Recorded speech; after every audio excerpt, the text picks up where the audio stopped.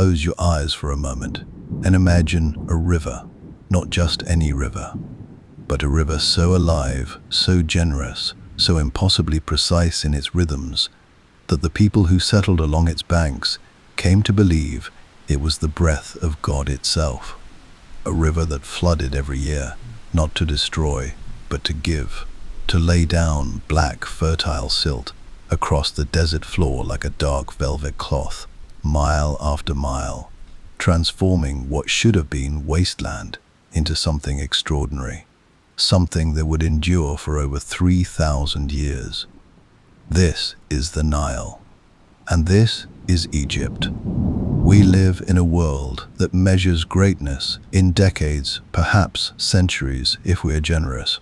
We speak of empires that lasted 500 years as though they were eternal, and yet ancient Egypt, from its earliest dynastic beginnings to the final breath of its pharaonic tradition, stretched across more than 3 millennia of continuous civilization. 3,000 years. To put that gently into perspective, the gap between Cleopatra, Egypt's last great pharaoh, and the world we live in today is shorter than the gap between Cleopatra and the construction of the Great Pyramid at Giza. She was, in a sense, closer to us than she was to the builders of the monuments that made her kingdom famous. That is the scale of what we are about to explore together. At its height, the Egyptian Empire reached from the sun-scorched deserts of modern-day Sudan in the south, a region they called Nubia, rich with gold beyond imagination, all the way north to the fertile coasts of the Levant, encompassing what we now know as parts of Israel, Lebanon, and Syria. Its western borders brushed against the Libyan sands. Its eastern reach extended through the Sinai Peninsula toward the ancient lands of Mesopotamia. This was not a small kingdom huddled beside a single river. This was a world power, projecting authority, culture, religion, and trade across an enormous arc of the ancient world. And the names Egypt left behind, they are names that still carry weight today, names that still stop us mid-sentence when we encounter them. Ramesses the Great, a king so prolific, so determined to be remembered, that he had his name carved into monuments that were not even his. He ruled for 66 years. He fought at the Battle of Kadesh against the Hittite Empire, one of the earliest recorded military engagements in human history. And he walked away from that brutal, thundering clash in the Syrian desert to negotiate what scholars believe may be the world's oldest surviving peace treaty. A copy of that treaty hangs today in the United Nations headquarters in New York City. The world's oldest diplomatic agreement, authored by a man who died over 3,000 years ago. That is Ramesses. Before we continue, if these stories have become part of your nights, consider subscribing to the channel as we prepare another story for you. Thank you, and enjoy the rest of the story. Then there is Tutankhamun, a boy king who died in his late teens, whose reign was brief and whose political significance was, by Egyptian standards, modest. And yet, when Howard Carter cracked open his sealed tomb in the Valley of the Kings in 1922, the world held its breath as though time had stopped. The gold, the lapis lazuli, the funeral mask, staring up from the darkness with those calm, eternal eyes. Tutankhamun became, in that single moment of discovery, one of the most famous human beings who ever lived, not because of what he did in life, but because of what survived his death. Cleopatra VII, a woman of extraordinary intellect who spoke 9 languages, who aligned herself with Julius Caesar, and then with Mark Antony, who wielded the full weight of Egyptian tradition and Hellenistic culture as dual instruments of power, and who, even in her final defeat, chose the terms of her own ending rather than be paraded in chains through the streets of Rome. She was, above all things, a pharaoh. And beyond the names, there are the things, the monumental, impossible things that Egypt made with human hands and human ambition. The Great Pyramid of Giza, still the only surviving wonder of the ancient world. The Sphinx, gazing out across the plateau at Giza with that expression no one has ever quite agreed upon. The temples of Karnak and Luxor, so vast that the Cathedral of Notre Dame could be placed comfortably inside the hypostyle hall at Karnak and still have room to breathe. The obelisks that now stand in London, in Paris, in Rome, in New York, monuments carried away from the Egyptian soil like trophies, scattered across the modern world as testament to just how deeply later civilizations craved a piece of what Egypt had built. But monuments are only the beginning. Egypt gave us the foundations of medicine. Egyptian physicians were diagnosing conditions and performing surgical procedures at a time when most of the world had no word for surgery at all. Egypt gave us some of the earliest systems of writing. Hieroglyphs, those beautiful, meticulous symbols carved into walls and pressed into papyrus with an elegance that still moves us when we look at them. Egypt gave us calendar systems, agricultural techniques, architectural mathematics, religious philosophy, and a vision of the afterlife so detailed, so carefully mapped, that its influence can be traced through Judaism, through Christianity, through Islam, winding like the Nile itself, through the deep channels of human spiritual thought. Over the next 10 chapters of this documentary, we will walk together through every era of this extraordinary civilization. We will begin at the very beginning, before the Pharaohs, before the pyramids, before the written word. And we will follow Egypt through its old kingdom glories, its turbulent Middle Kingdom reinventions, and its New Kingdom empire building. We will meet the architects and the generals, the priests and the farmers, the queens who ruled as kings, and the kings who were forgotten. We will explore how Egypt fell, not once, but many times, and how it rose again each time from the sand. We will take our time. After all, Egypt waited 3,000 years for someone to tell its story properly. There is no need to rush now. Long before there were pyramids, long before there were pharaohs seated on golden thrones, long before the word Egypt meant anything to anyone, there was just the land itself. And the land was waiting. We tend to think of ancient Egypt as something that simply appeared, fully formed, already magnificent, already carving hieroglyphs and stacking limestone blocks into the sky. But civilization does not work that way. It never has. What became one of the greatest empires the world has ever known began, like all things begin, quietly, slowly, with people who are simply trying to survive. Go back far enough. 14,000 years before the Common Era, and the region we now call Egypt looked nothing like the desert landscape most of us picture. The Sahara, that great ocean of sand and silence, was not always a desert. There were periods, driven by shifts in the Earth's axial tilt and the slow dance of monsoon patterns, when the Sahara was green. Grasslands rolled across what is now barren rock.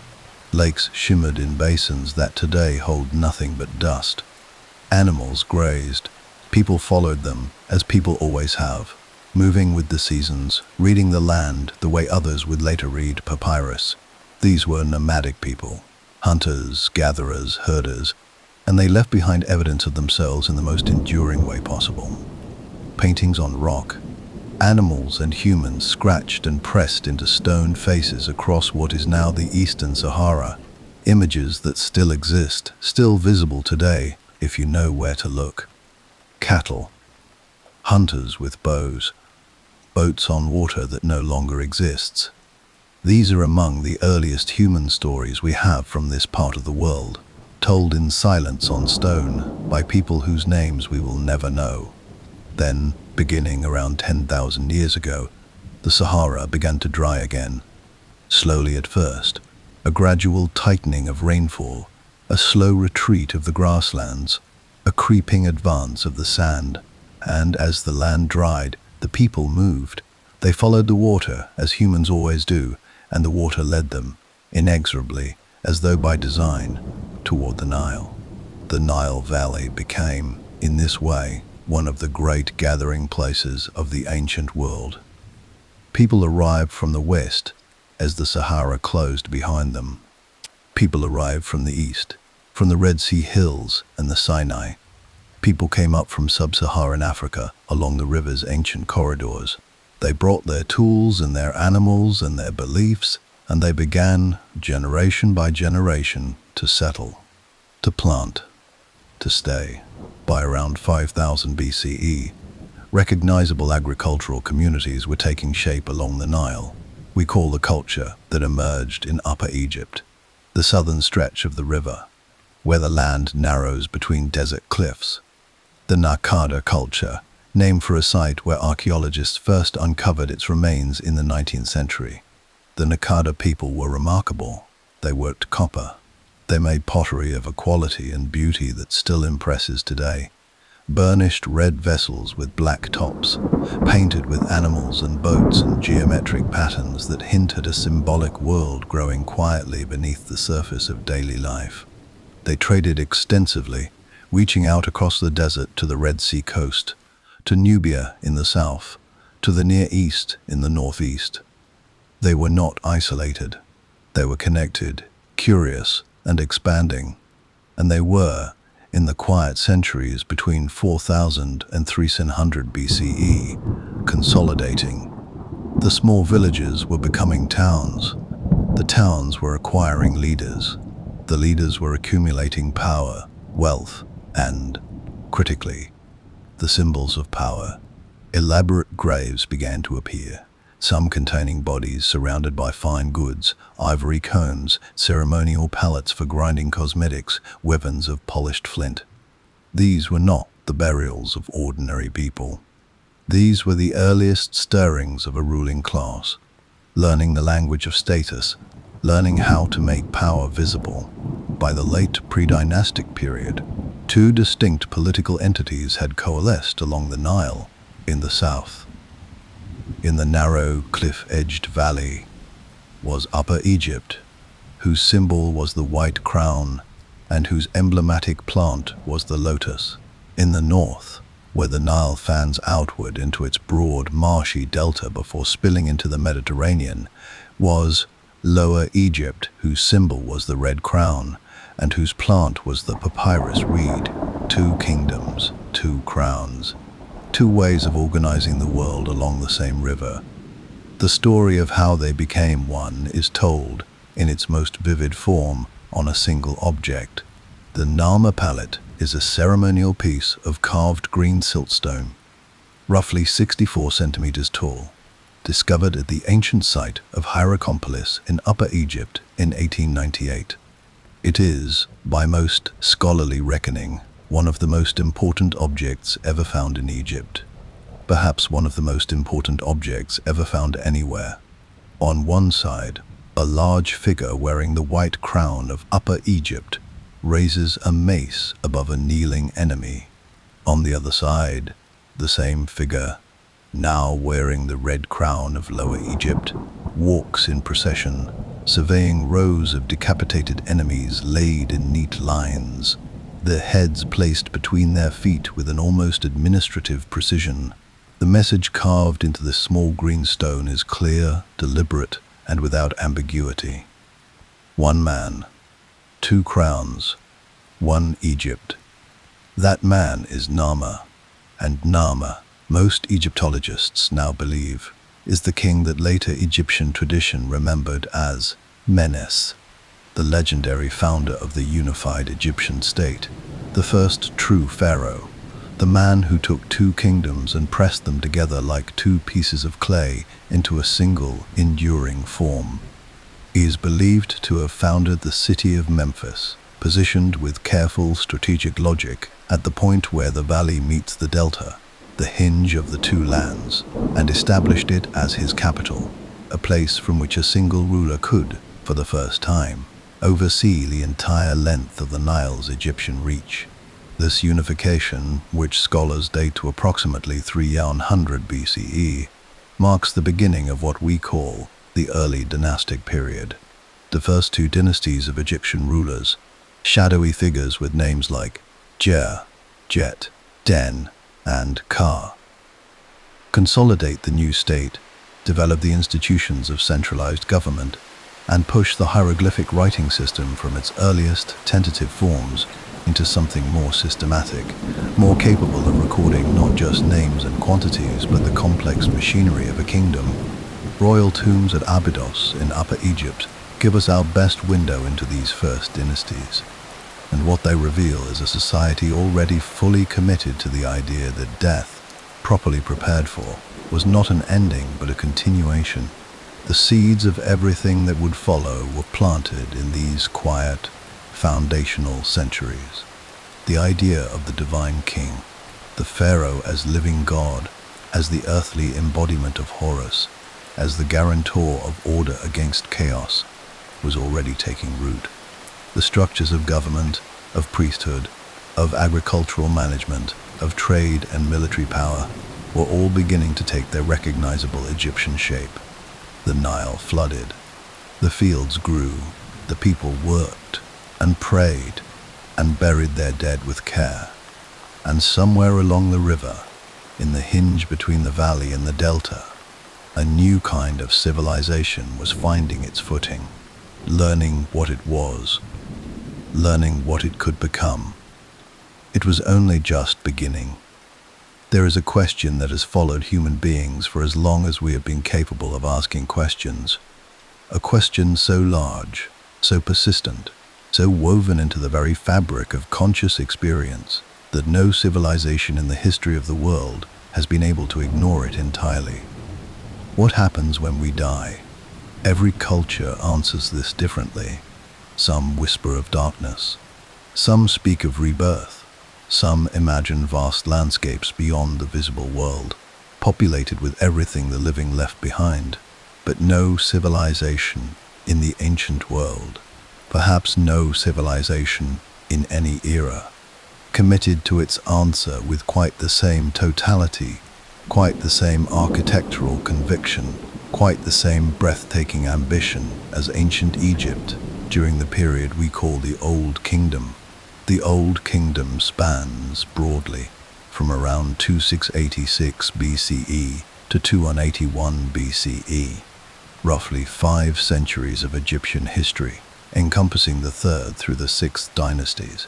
It is the era most people picture when they close their eyes and think of Egypt.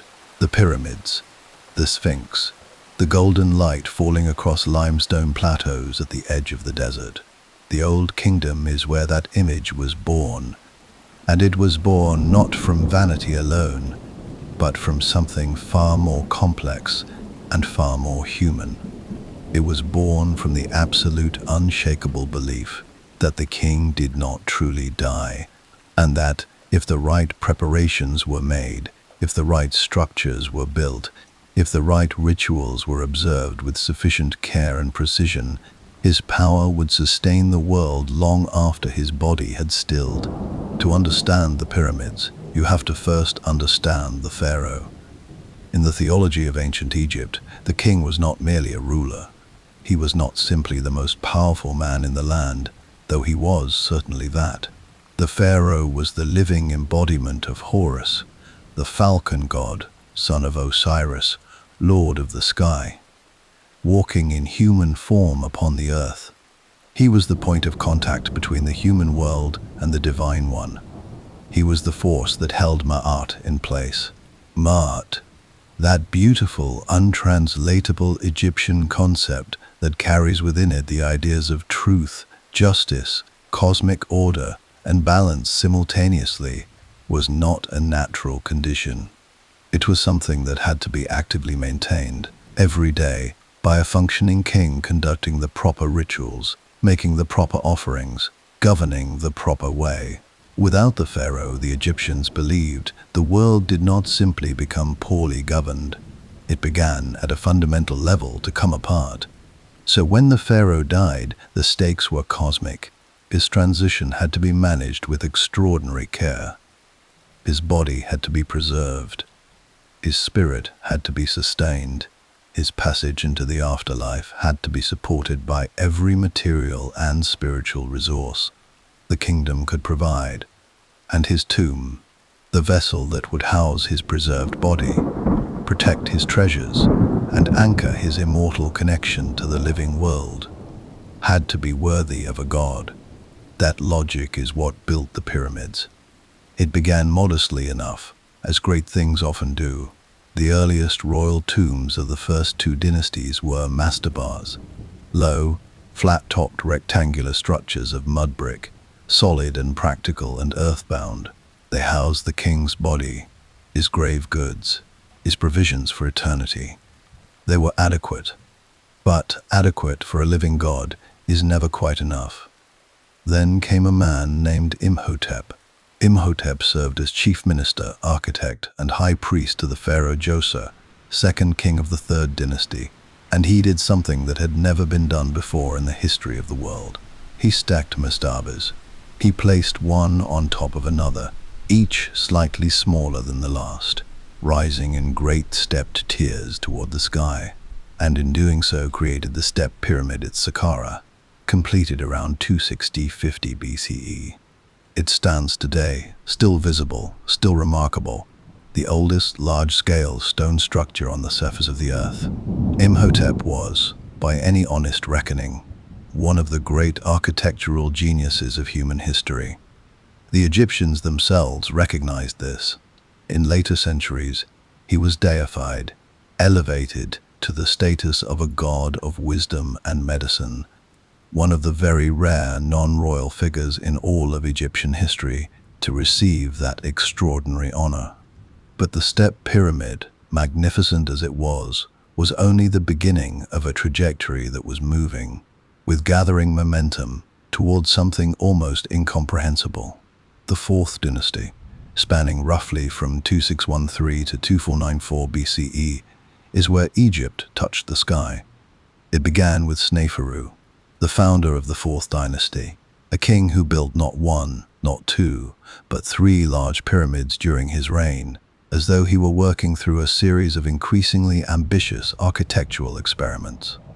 He was the Ben Pyramid at Dasha, so named because its angle changes partway up, the builders apparently recognizing that the original slope was dangerously steep and correcting course mid-construction, and the Red Pyramid, which followed and achieved for the first time a true smooth-sided pyramid form, tell the story of a civilization actively learning the mathematics and engineering of something entirely new. Sneferu's builders failed, adjusted, tried again, and succeeded. That willingness to adapt, to problem solve on a monumental scale, is one of the quiet miracles of the Old Kingdom. Then came Sneferu's son, a king whose name, in the Arabic form by which he is most widely known today, is Khufu, and Khufu built the Great Pyramid of Giza. There is very little that can be said about the Great Pyramid that adequately prepares you for the reality of it. It stands 138 meters tall today, slightly shorter than when it was completed, owing to the loss of its original smooth white limestone casing stones, most of which were carried away in the medieval period to build the city of Cairo. When it was finished, around 2560 BCE, it was the tallest structure built by human hands on Earth. It would hold that title for the next 3,800 years, until the spire of Lincoln Cathedral in England surpassed it in the 14th century CE. The base covers an area of roughly 53,000 square meters. It is constructed from an estimated 2–3 million stone blocks, weighing between 2 and 15 tons each. The precision of its construction is, even now, a source of genuine scientific debate. Its full base sides are level to within a fraction of a degree.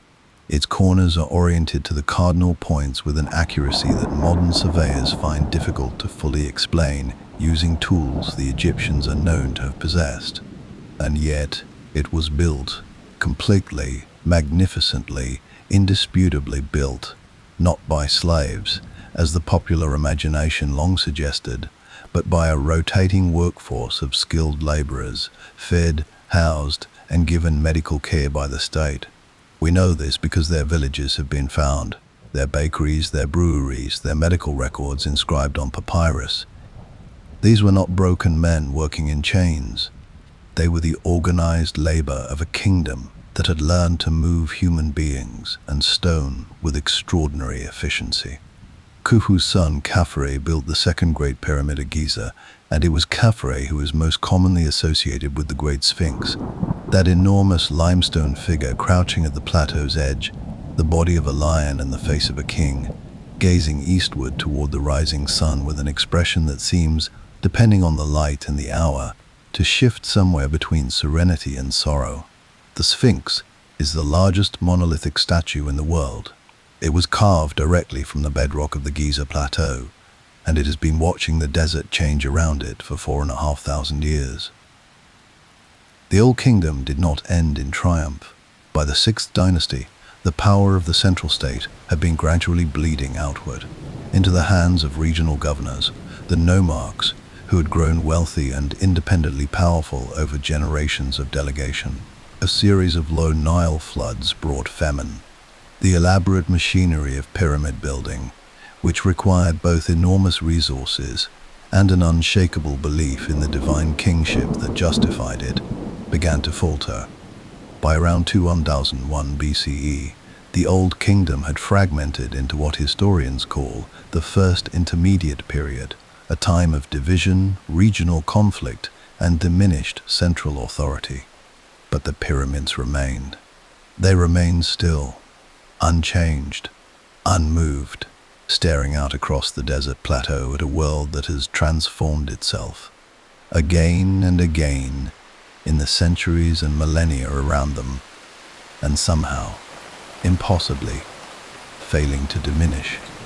Some things, once built, simply refuse to stop being extraordinary. There is a particular kind of silence that follows the collapse of something great, not the silence of peace, or of rest, or of a land settling comfortably into itself after long exertion. This is a different silence entirely, the silence of absence, of institutions that no longer function, of roads that no longer carry grain, of temples whose rituals have grown uncertain, whose priests are no longer sure who they are performing them for. It is the silence of a world that has lost the organizing principle around which everything else was arranged and has not yet found a new one.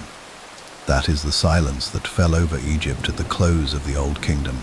The First Intermediate Period, spanning roughly from 281 to 2055 BCE, is one of the most misunderstood chapters in Egyptian history. For a long time, historians treated it almost apologetically, as an embarrassing interruption in the grand narrative of Egyptian greatness, a dark gap between two more photogenic eras, something to be moved past quickly on the way to more impressive things. But that reading is neither fair nor accurate. The First Intermediate Period was not simply a failure. It was, in the most honest sense, a transformation. And transformations, however painful while they are happening, are rarely without purpose. What caused the Old Kingdom to collapse is a question that still generates genuine scholarly debate, and the honest answer is that no single cause is sufficient.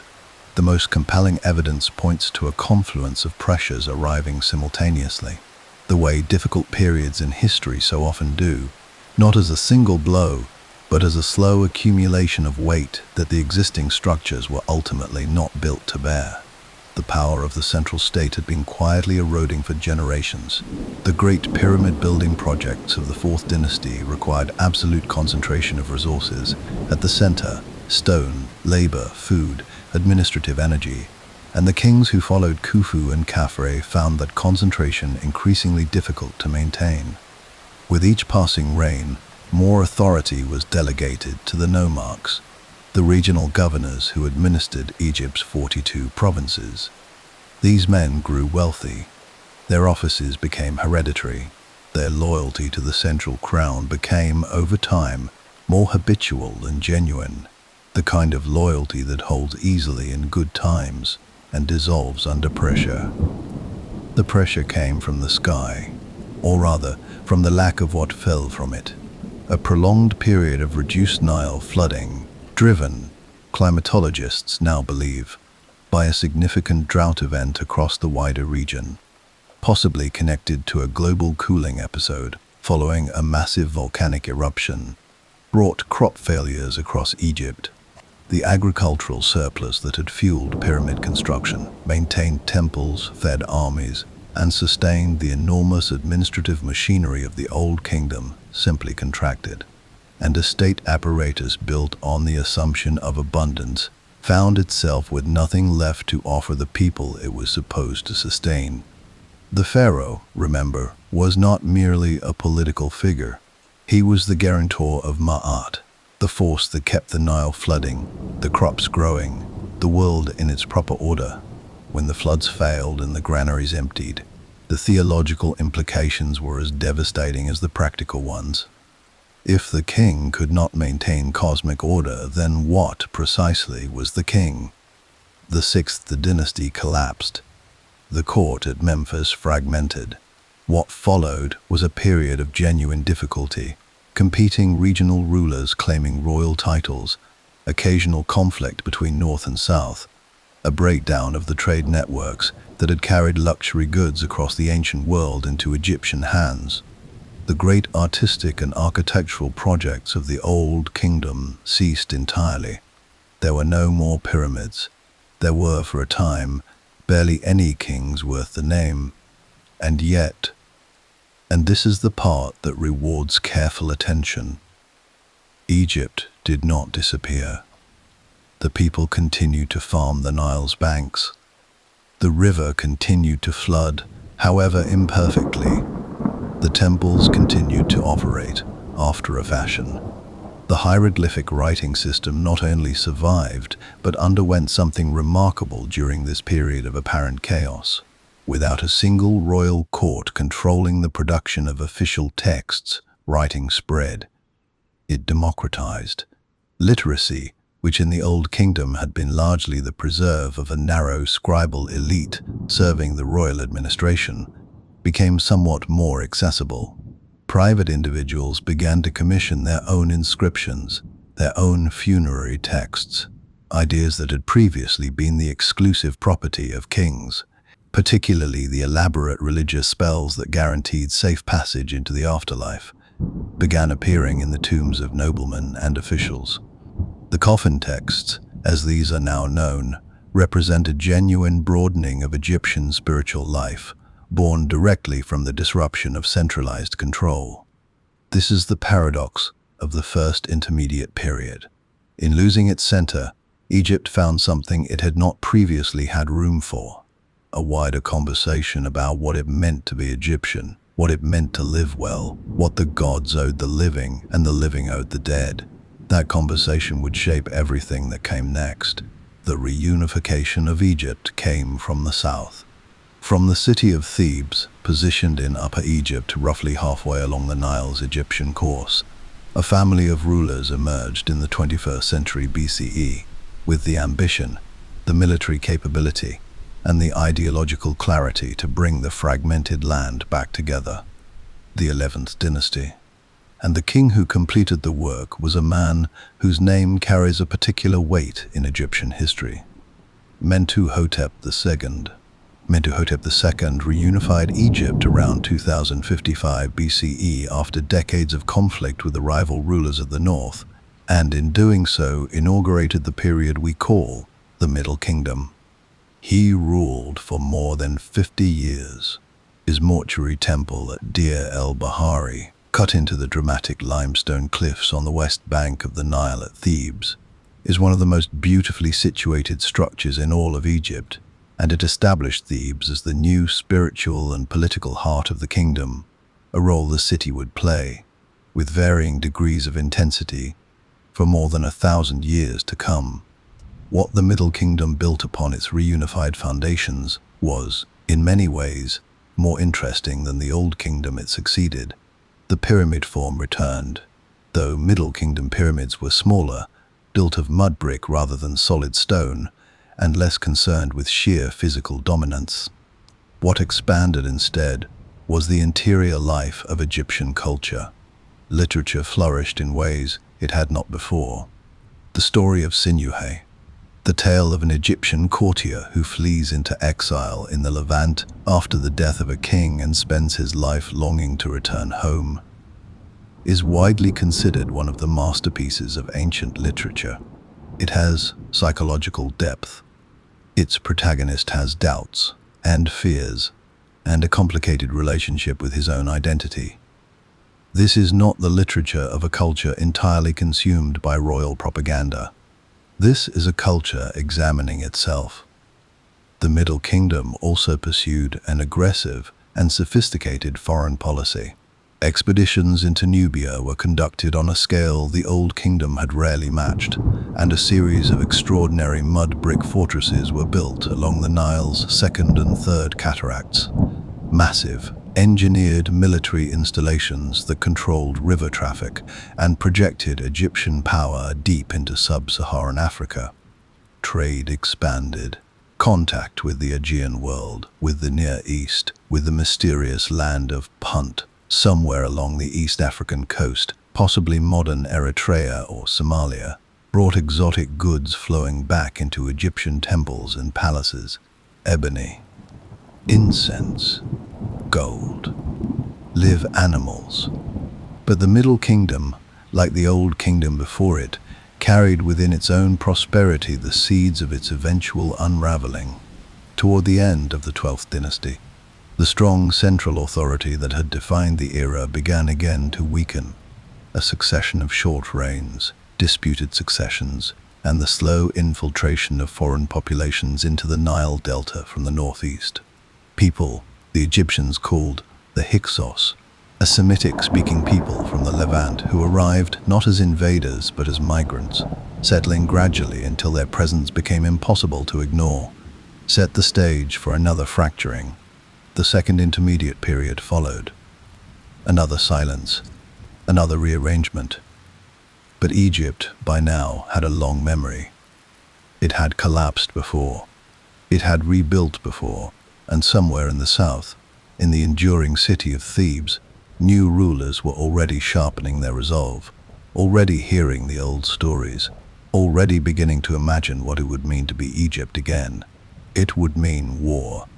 And from that war would come the greatest empire Egypt had ever known. Every civilization has its golden age. That period, sometimes brief, sometimes spanning generations, when everything seems to align at once, when the leadership is capable, the resources are abundant, the borders are secure, and the culture is producing work of such quality and confidence that it feels, to the people living inside it, like the natural and permanent condition of the world, when the name of the nation carries weight in every room it enters, when strangers, hearing it spoken, feel something shift in their understanding of what human beings are capable of. For ancient Egypt, that golden age was the New Kingdom, spanning from approximately 50 BCE to 170 BCE, nearly 5 centuries of nearly continuous expansion, artistic explosion, military campaigning, and pharaonic ambition on a scale the world had not previously witnessed. The New Kingdom represents Egypt at the absolute summit of its power and influence. The names it produced are the names most of us know. The monuments it built are the ones that still define our image of the civilization. The stories it generated of war and diplomacy, of heresy and restoration, of love and betrayal at the highest levels of power, are stories that still, 3,000 years later, have the capacity to astonish. But to understand how the New Kingdom was born, we must first understand the wound that preceded it. The Hyksos. The Hyksos were a Semitic-speaking people from the Levant who had been migrating into the eastern Nile Delta region since the late Middle Kingdom, settling in such numbers that, by around 1650 BCE, they had established their own ruling dynasty in the north, the 15th dynasty, with their capital at a city called Avaris. For the Egyptians, this was not merely a political humiliation, it was a cosmological one. Egypt was the land of Ma'at, the divinely ordered kingdom governed by a living God. The idea that foreign rulers, people the Egyptians regarded with considerable cultural condescension as outsiders, could sit upon the throne of the two lands and call themselves Pharaoh was an offense against the natural order of things so profound that it could not, psychologically or theologically, be allowed to stand. The rulers of Thebes, who had maintained a degree of autonomy in the south as a subordinate Egyptian dynasty throughout the Hyksos period, eventually decided that it would not stand. The War of Liberation began under a Theban king named Sekenenretau, whose mummy, discovered in the 19th century, bears the unmistakable marks of violent battle wounds to the skull, suggesting he died in combat, and was continued by his successors, Kamose, and then Ahmose. First, Ahmose I is the man who finished the work.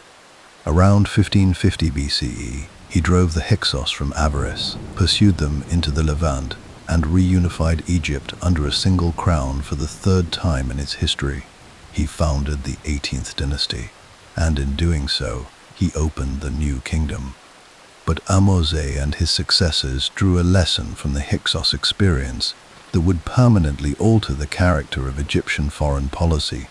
The Hyksos had arrived gradually, had settled quietly, and had ultimately taken power from within.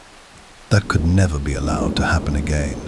The answer was not merely to defend Egypt's borders, it was to push those borders outward, aggressively and continuously, until Egypt was surrounded not by potential threats, but by subjugated territories, client states, and buffer zones deep enough that no foreign power could approach the Nile Valley without first crossing enormous distances of Egyptian-controlled land.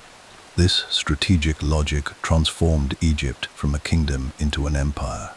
The 18th dynasty kings who followed Ahmose, Amenhotep I, Thutmose, Thutmose II, and then the extraordinary pair that history has given us in Hatshepsut and Thutmose III, expanded Egyptian control in every direction with a systematic, almost methodical ambition. Nubia to the south was brought under tight Egyptian administration, its gold mines feeding the treasury with a richness that funded temples, armies, and diplomatic gifts across the ancient world. The Levant to the northeast was campaigned into repeatedly, its city-states brought into a complex web of tribute relationships that made Egypt the dominant power across the entire eastern Mediterranean corridor. And in the middle of all this expansion stands one of the most remarkable figures the ancient world produced. A woman who ruled Egypt, not as a regent, not as a queen consort, but as pharaoh, wearing the double crown, wearing the ceremonial beard, depicted in statuary and temple reliefs as a male king, because the ideological language of Egyptian kingship had no established vocabulary for a female one, and she was not willing to be diminished by that vocabulary. Hatshepsut. She came to power around 1473 BCE as regent for her young stepson Thutmose III, and at some point in the early years of that regency, exactly when and exactly how remains a matter of scholarly debate, she made the extraordinary decision to assume full pharaonic titulary herself. She ruled for approximately 20 years, and she ruled magnificently. Her mortuary temple at Deir el-Bahari, built against the same dramatic limestone cliffs where Mentuhotep II had built his centuries before, and clearly in conscious conversation with it, is one of the most elegant structures in the entire Egyptian canon. Terraced, colonnaded, rising in clean horizontal lines against the vertical drama of the cliff face behind it, it feels modern in a way that is genuinely difficult to explain.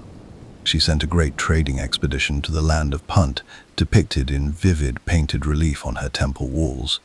The ships, the exotic trees being carried back to Egypt with their root balls intact, the rotund queen of Punt, who apparently fascinated the Egyptian artists enough that they depicted her in unusually specific anatomical detail. It is a record of genuine commercial and diplomatic enterprise, captured with a vividness that brings it startlingly to life. After Hatshepsut's death, Thutmose III, who had waited, patient and evidently quietly burning, for his turn, emerged as one of the greatest military commanders in Egyptian history. He conducted 17 military campaigns into the Levant over the course of his reign, and his victory at the Battle of Megiddo around 1457 BCE, the first battle in recorded history for which we have something approaching a detailed tactical account, secured Egyptian dominance over Canaan. He pushed Egypt's northern boundary to the Euphrates River. He was, in the assessment of many Egyptologists, the Napoleon of ancient Egypt. Late in his reign, he ordered the systematic erasure of Hatshepsut's name and image from her monuments, her statues thrown down, her cartouches chiseled out, her temples defaced. Whether this was personal vengeance, political maneuvering to erase the precedent of female kingship, or something more complicated, we cannot say with certainty. History does not always give us its reasons. The 18th dynasty reached its most dazzling and most turbulent expression under Amenhotep III, a king who ruled during a period of such extraordinary wealth and peace that his court became a center of artistic refinement and international correspondence unmatched in the ancient world. And then, in one of the most dramatic single reigns in all of Egyptian history, under his son, a king who began life as Amenhotep IV and renamed himself Akhenaten, a king who looked at the vast, complex, deeply entrenched theological system his civilization had built over 1,500 years and decided, with a certainty that appears to have been absolute and entirely genuine, that all of it was wrong. He would turn Egypt upside down. He would build a new city in the desert. He would declare that there was only one God, the Aten, the disk of the sun, and that he alone was its earthly intermediary. And in doing so, he would set in motion a crisis from which Egypt would take generations to fully recover. But that story, the story of the heretic pharaoh and the boy king who followed him, and the great warrior who came after that, belongs to the next chapter. Egypt, at this moment, was still ascending, still reaching, still convinced, as empires always are at their height, that the ascent had no ceiling. It did, of course. They always do. But for now, the sun was high, and the gold was bright, and the banners of the two lands were flying from the Euphrates to the fourth cataract of the Nile. For now, Egypt was everything it had ever dreamed of being.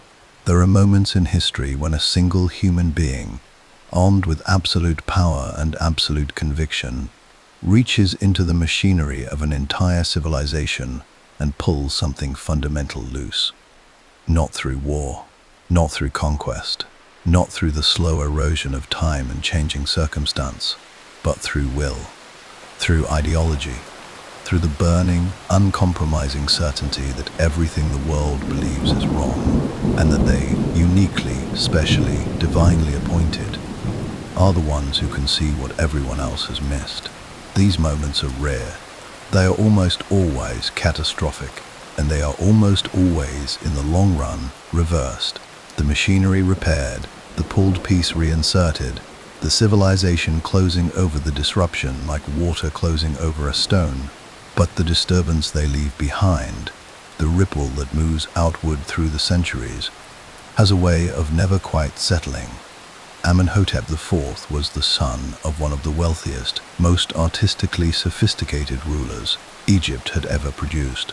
His father, Amenhotep III, had presided over a court of extraordinary refinement, a king who corresponded as equals with the rulers of Babylon, Assyria, and Mitanni, who received gold from Nubia in such quantities that he is recorded as complaining, with magnificent royal nonchalance, that gold was as common as dust in Egypt.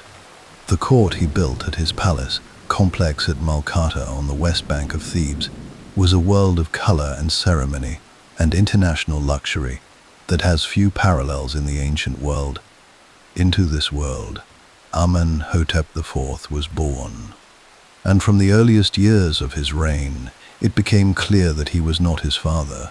Something was happening in the young king's thinking, Something about the nature of divinity, about the relationship between the visible and invisible worlds, about the elaborate theological ecosystem of gods and priests and temples and rituals that Egypt had been constructing, layer upon careful layer, for 15 centuries. The traditional Egyptian pantheon was enormous and extraordinarily complex. Ra, Amun, Osiris, Isis, Horus, Thoth, Hathor, Ta, Sekhmet, Anubis. Dozens of deities, each with their own temples, their own priesthoods, their own festival calendars, their own elaborate mythologies interlocking with the others in a web of stories and symbols that gave Egyptian life much of its meaning and structure. The priests who served these gods were powerful, enormously, institutionally powerful. The temple of Amun at Karnak alone controlled vast landholdings, enormous storehouses of grain and gold, and a priesthood whose influence on Egyptian political life was, by the 18th dynasty, a force that even the pharaoh had to navigate with care. Amenhotep IV looked at all of this, and he decided it was wrong. Not wrong in the sense of morally compromised, though there may have been political tensions with the Amun priesthood that shaped his thinking. Wrong in a deeper sense, wrong in the sense of being, at its root, a misunderstanding of the divine, because Amenhotep IV became convinced, with the totality of belief, that only the truly committed or the truly isolated can sustain, that there was only one God, one true divine power in the universe, not Amun, not Ra, not any of the dozens of figures that populated the Egyptian sacred imagination, just the Aten, the solar disk itself, the visible, physical, life-giving light of the sun, radiating downward in its rays, each ray terminating in a small human hand reaching towards the earth. An abstract, radiant, imageless God, the first approach to genuine monotheism in recorded human history. In approximately the 5th year of his reign, he changed his name. Amenhotep, meaning Amun is satisfied, became Akhenaten, meaning effective for the Aten. The declaration was as clear as a carved inscription in stone. The old god was gone. A new one had taken his place. And then he built a city. He chose a site on the eastern bank of the Nile, roughly halfway between Thebes and Memphis, on a stretch of desert plain backed by a dramatic arc of limestone cliffs. The site had no prior history, no old temples to repurpose, no existing priesthoods to negotiate with, no accumulated weight of tradition pressing down on everything. A clean page. He called it Akhetaten, the horizon of the Aten. We call it today by its Arabic name, Amarna. He moved his court there. He moved his administration there. He moved his family there. His wife, the breathtakingly beautiful Nefertiti, whose painted limestone bust, discovered by German archaeologists in 1912 and now housed in Berlin, remains one of the most reproduced images of the ancient world. And his daughters, depicted in the new art style that emerged from Akhenaten's revolution with a warmth and domestic intimacy entirely unlike anything in the formal tradition of Egyptian royal art. And that art itself is worth pausing on, because it tells us something important about what Akhenaten was reaching for.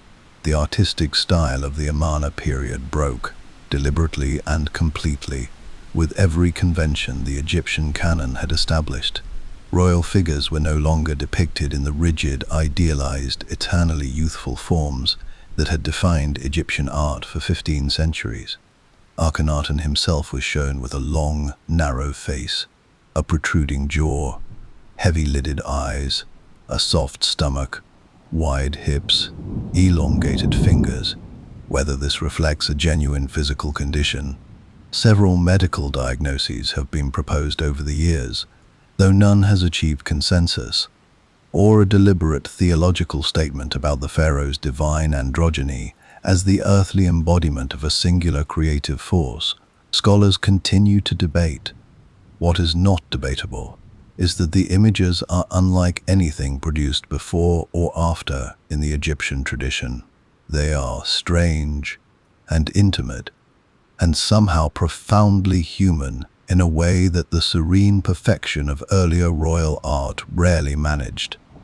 Akhenaten ruled from Amarna for approximately 12 years.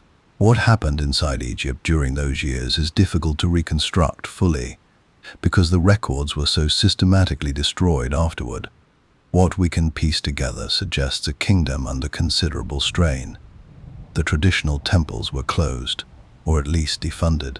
The Amun priesthood, stripped of its income and its purpose, could not have been anything other than furious and patient. The complex network of diplomatic relationships that held Egypt's empire together, managed for generations by trained scribes sending and receiving the cuneiform tablets that archaeologists discovered at Amarna in 1887, now known as the Amarna letters, appears to have been neglected.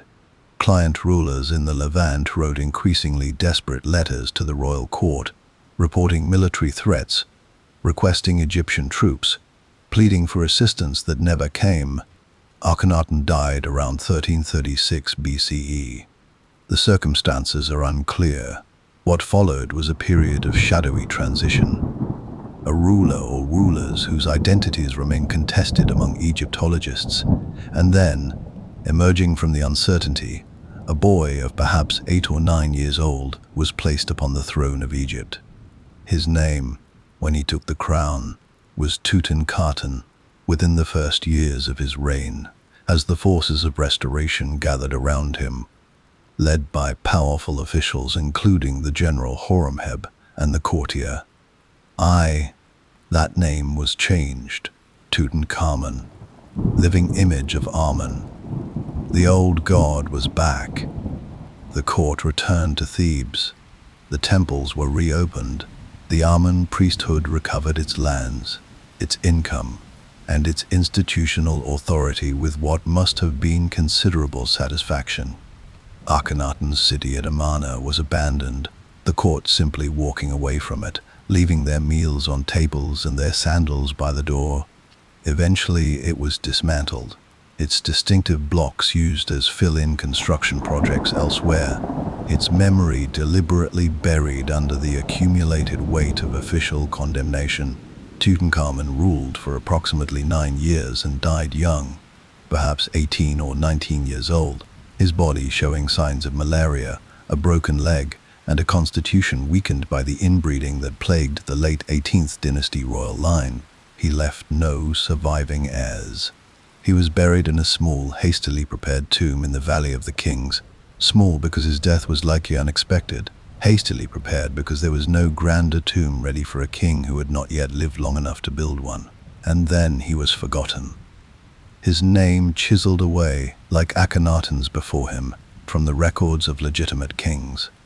His tomb sealed, his valley gradually buried under the debris of later construction, until it was, for 3,000 years, invisible, until 1922, when Howard Carter's brush touched gold in the darkness, and the whole world remembered.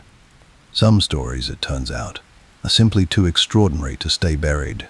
There are kings, and there are legends, and then, occupying a category so singular that historians have spent 2 centuries arguing about exactly how to contain him within the normal vocabulary of historical assessment, there is Ramesses II, Ramesses the Great, User Ma'atra Seke Enra, the one whose throne name translates, with a grandiosity that even by the standards of Egyptian royal titulary is genuinely impressive, as the justice of Ra is powerful, chosen of Ra, a man who ruled Egypt for 66 years, from approximately 1279 to 1203 BCE, who fathered somewhere between 80 and 100 children, who built more temples, erected more statues, and carved his name into more stone than any other pharaoh in the 3,000-year history of Egyptian civilization.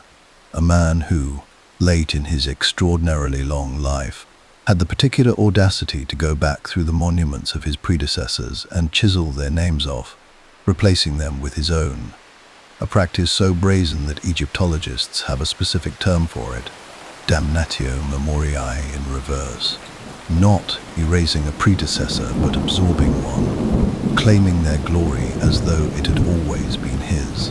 And yet, for all the self-promotion, for all the colossal statues and the endless inscriptions in the temple's plastered floor to ceiling with scenes of his own magnificence, Ramesses II was not merely a construction project with a crown.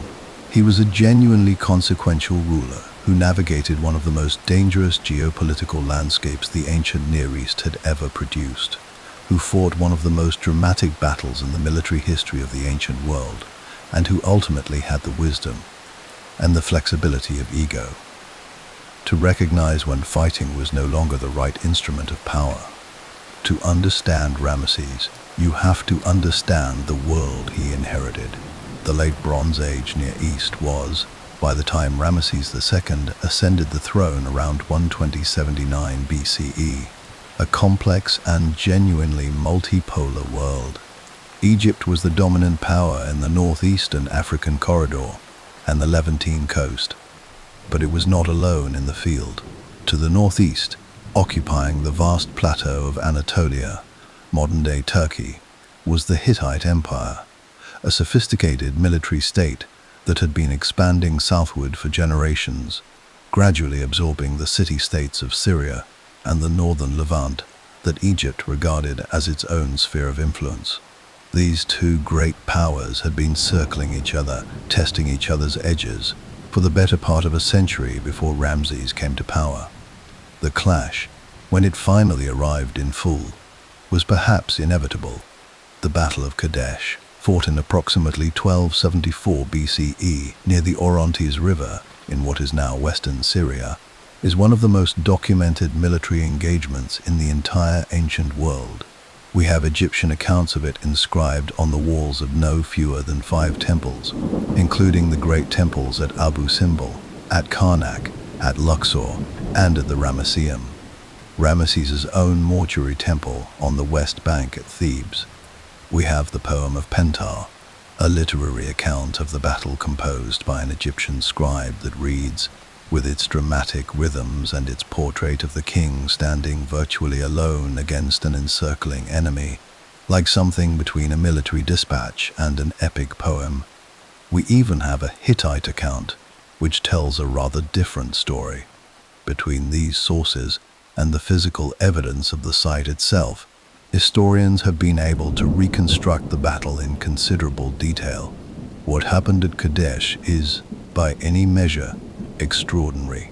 Ramesses led a massive Egyptian force, perhaps 20,000 men, divided into 4 divisions named after the gods, Ra, Amun, Ptah, and Set, northward into Syria to challenge the Hittite king Muwatalli II for control of the strategically vital city of Kadesh. He was moving with confidence, perhaps with overconfidence, when 2 Hittite spies captured by his advanced scouts gave him information that proved to be deliberately false. The Hittite army, they claimed, was far to the north, still days away. Kadesh was undefended. Ramesses accelerated his march, pushing his Amun division ahead of the others, and made camp near the city walls. The Hittites were not far to the north. They were waiting, just beyond the far bank of the Orontes River, with a chariot force that ancient sources place at somewhere between 2,000 and 3,000 vehicles, a concentrated armored strike force of devastating speed and weight. They crossed the river, swept around the south of Kadesh, and hit the Egyptian Ra division while it was still strung out on the road of march, not yet in formation, not yet expecting contact. The Ra division shattered. The survivors fled north, pouring through the Egyptian camp in panic, and the Hittite chariots followed them directly into the camp where Ramesses himself was positioned with his personal guard and the Amun division, which had not yet fully deployed. The camp dissolved into chaos. Egyptian accounts describe a scene of near total collapse, soldiers abandoning their positions, equipment scattered, the situation tilting rapidly toward catastrophe. And then, if the Egyptian accounts are to be believed even partially, something happened. Ramesses fought, personally, physically, in the kind of close-quarters chariot combat that the ancient world understood as the ultimate test of royal valor. He rallied his immediate guard and charged directly into the Hittite force. The accounts are obviously shaped by the needs of royal propaganda. The image of the solitary, godlike king single-handedly reversing the fortunes of battle is too perfectly cinematic to be taken entirely at face value. But there is reason to believe that Ramesses genuinely distinguished himself in the fighting, that his personal courage in that initial crisis prevented a complete rout, and that the timely arrival of a relief force, elite troops who had been marching on a separate route and now struck the Hittite chariots from the flank, allowed the Egyptians to stabilize the situation before nightfall. The battle ended without a decisive victor in the field. Both sides pulled back. Both sides, in the days that followed, declined to resume the engagement. Muwatalli did not take Kadesh by storm. Ramesses did not achieve the breakthrough into Hittite-controlled Syria he had sought. By any objective military assessment, it was, at best, a draw. What Ramesses did with that draw is what makes him Ramses the Great. He went home and declared victory. Absolute, total, magnificent, divinely ordained victory. He had his scribes compose the poem of Pentau. He had his artists cover the walls of 5 great temples with images of himself, vast and radiant, scattering Hittites before his chariot like chaff before wind. He stood in colossal stone effigy at the entrance to temples from the Nile Delta to the depths of Nubia, serene and enormous and eternally triumphant. His version of Kadesh, the heroic king, abandoned by his army, sustained by the power of Amun, victorious against impossible odds, became one of the most widely reproduced narratives in the Egyptian world. It was read aloud in temples. It was taught to scribal students as a model of literary composition. Generations of Egyptians grew up understanding Kadesh as the moment their king proved his divinity in the fire of battle. But Ramesses also, with the pragmatism that distinguishes genuinely great rulers from merely ambitious ones, recognized what the stalemate at Kadesh actually meant. Neither Egypt nor Hatti could destroy the other. The cost of perpetual conflict in Syria was bleeding both empires, and there was, on both sides, a growing awareness of threats from other directions that made the sustained confrontation between two great powers an increasingly dangerous luxury. Approximately 16 years after the battle, around 1259 BCE, Ramses II and the Hittite king Hattusili III, who had by then replaced Muwatalli, signed a peace agreement. It was inscribed in cuneiform on silver tablets and exchanged between the two courts. Its terms established a permanent peace, mutual defense obligations, and provisions for the extradition of refugees. It is, as we noted at the beginning of this documentary, the oldest surviving peace treaty in human history. A copy cast in bronze hangs today outside the United Nations Security Council chamber in New York, the world's oldest diplomatic agreement, displayed at the heart of the world's most prominent diplomatic institution. Ramesses lived, remarkably, to approximately 90 years of age. He outlived 12 of his sons. He was, by the end, a living monument to himself, ancient, revered, almost mythological even to his own people. When he finally died, around 1213 BCE, Egypt mourned with the particular grief reserved for someone whose presence had become so constant it had ceased to feel mortal. His mummy was discovered in a royal cache at Deir el-Bahari in 1881. In 1974, when Egyptian authorities noticed it deteriorating, it was issued an Egyptian passport, occupation listed as king, deceased, and flown to Paris for conservation treatment. At Charles de Gaulle Airport, it was received with full military honors. 3,000 years after his death, Ramses the Great was still being greeted like a head of state. Some reputations, it turns out, are simply built to last. Every great civilization carries within it, from its very beginning, the architecture of its own ending, not as a flaw exactly, not as evidence of weakness or miscalculation, more as an inevitability built into the nature of things, the way a tree, from the moment it pushes its first shoot above the soil, is already moving toward the moment it will fall. The falling does not negate the growing. It does not erase the shade the tree provided, the fruit it bore, the creatures that sheltered in its branches across the long centuries of its standing. But it comes, eventually, for everything. For kingdoms as surely as for trees. For ancient Egypt, the ending was not a single moment. It was not a catastrophic battle lost, a capital burned, a dynasty extinguished in a single terrible afternoon. Egypt was too old for that kind of ending, too deeply rooted in its own landscape and its own identity.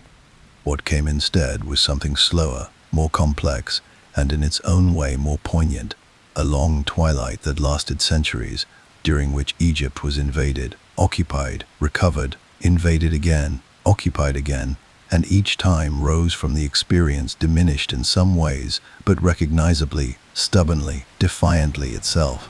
This is the late period, and it deserves to be understood not as the story of Egypt's failure, but as one of the most remarkable demonstrations of cultural resilience in the entire ancient world.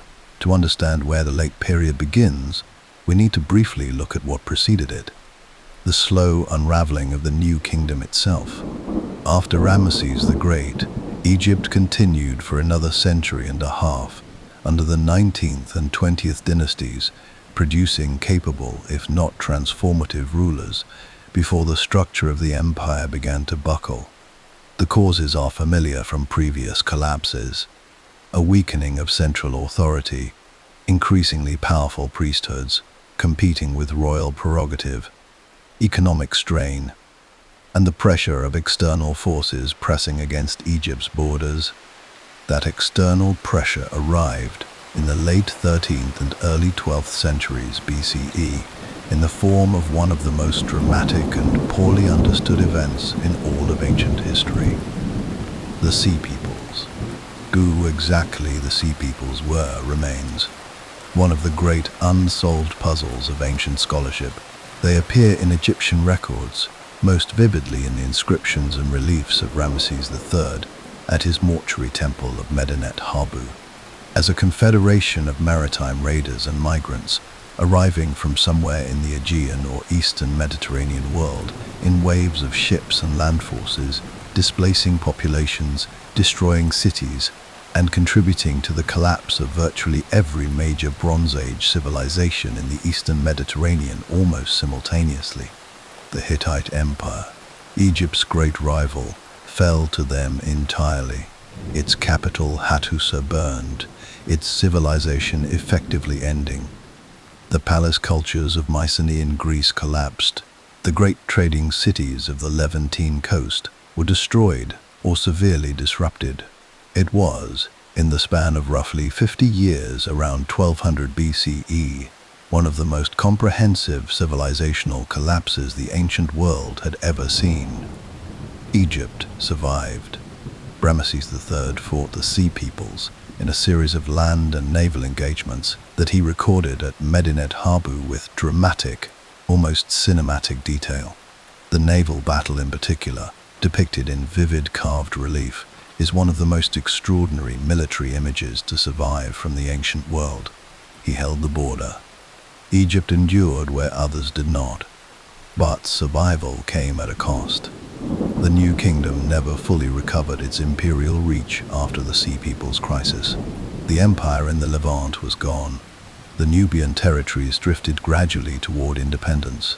The Amun priesthood at Thebes grew so powerful that by the end of the 20th dynasty, the high priest of Amun was effectively ruling Upper Egypt as an independent theocratic state, while a weakened royal line held nominal authority from the delta. Egypt had, once again, split along its ancient seam between north and south. The third intermediate period that followed, roughly 070 to 664 BCE, was a complex, fragmented era of competing dynasties.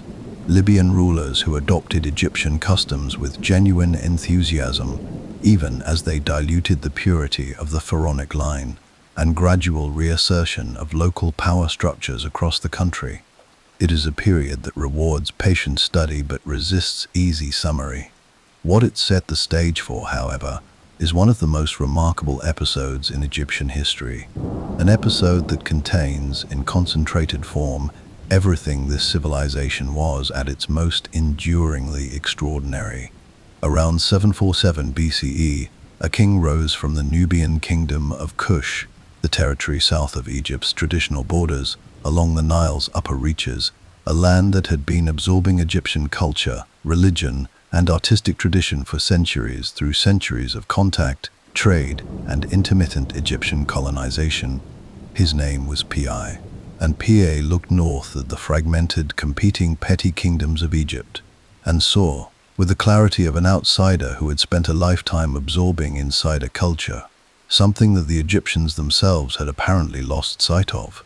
He saw Egypt, the real Egypt, the ancient, sacred, divinely ordered Egypt of the Pharaohs, the Egypt of Ma'at and Amun, and the great temples and the proper rituals, being neglected, diluted, and dishonored by rulers who were not, in his assessment, worthy of the tradition they had inherited. So he came to restore it. Pi's military campaign northward through Egypt is recorded on a great granite stela discovered at his capital, Napata, in 1862, and it is one of the most vivid and revealing documents to survive from the ancient world. What makes it remarkable is not merely the military narrative, though Pi was clearly a formidable commander, but the theological and moral framework within which he understood his own actions. He was not a conqueror in his own mind. He was a restorer, a purifier. When he captured cities, his first act was invariably to go to the local temple, perform the proper rituals, make the proper offerings, and establish the proper relationship between the sacred and the political that he believed had been allowed to lapse.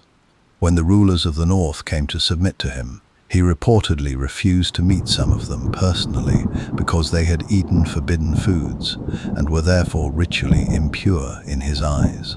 A Nubian king, enforcing Egyptian religious law on Egyptian rulers. The irony is as rich as it is historically genuine. Pi founded the 25th dynasty, the Nubian dynasty, which ruled Egypt from approximately 747 to 656 BCE. Under Pi and his successors, particularly the remarkable Taharqa, there was a genuine cultural renaissance. Temples were restored and expanded. The religious traditions were observed with meticulous care. Art returned to Old and Middle Kingdom forms, as though the Nubian rulers were archaeologically reverse engineering the golden age they so deeply admired. Taharqa even built pyramids, steep, narrow, distinctly Nubian in their proportions, but pyramids nonetheless, a conscious echo of the ancient tradition that Egypt's own rulers had long since abandoned. But the 25th dynasty faced a threat that no amount of theological correctness could neutralize through ritual alone. From the east, the Assyrian Empire, the most ruthlessly efficient military machine the ancient Near East had yet produced, was expanding with an appetite that made the Hittites look restrained. The Assyrian king Esarhaddon invaded Egypt in 671 BCE, captured Memphis, and drove Taharqa southward.